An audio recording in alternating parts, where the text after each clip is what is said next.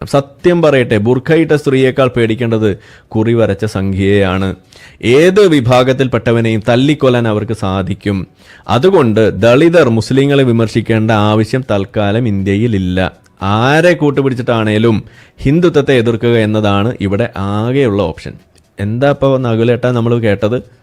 അതായത് ആരെ കൂട്ടുപിടിച്ചിട്ടാണെങ്കിലും ഹിന്ദുത്വത്തെ എതിർക്കുക എന്നതാണ് ഇവിടെ ഉള്ള ആകെയുള്ള ഓപ്ഷൻ.